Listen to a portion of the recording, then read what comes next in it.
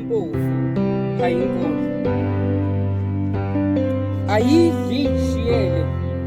ziningi izatshelo nathi ndimnyama sesinciphisana ngeyikhali mbaba mangabe sibhaqabula ngwena kabuhlungu kangaka sixolele mdala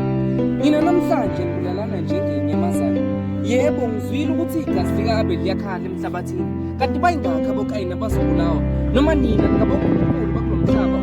abantu ngicala ngokuthi banezona ezingakanani owona kakhulu ufisuluko babone kakhulu bafa kakhulu nangukayini ethi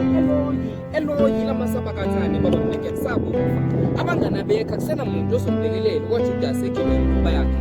ukhona ohlekele eceleni othi ngizoyiyeke lento yakhe ekusebenzeni ngasekhaya ngake ngalilahla ithemba kule nkondlo ngathola ukuphila nokukhanya sibulewa ukuzibiza ngendlela emnyama ubumnyama bunayo into enhle buka manje kubise kusinamathelo kwamabhuluku agcwele ushinga njalo sondelene nayo ukuthi uhlakaniphe uqhomisa ukufa ungaqondanga abanye bazikumele iBhayibheli ngenkathi sihlonipha uyise nonyoko izinsuku zakho zandezweni bebethi bayazi bahleka bekikisa kanti ecathulweni kwabo bayangingisa angibasona ukuthi sisumthetho abaqondanga le nkondlo yontanga bontanga bami sebalahlekelwe yihlobo egazini engelona lemvana ngike ngayihaye ebadleni ngizongenisa umfundisi ezoshumayela ngayishiya phakathi nendawo wathi umephakama kwehlisambulo wathi mfana wami usungubuchongo amagama engingawasho ulihambisile ivangeli leso isiprofethi qhubeka ngiyakudedela laba bashila ngibabeka icala namhlanje inkanuko ngiyigwebudi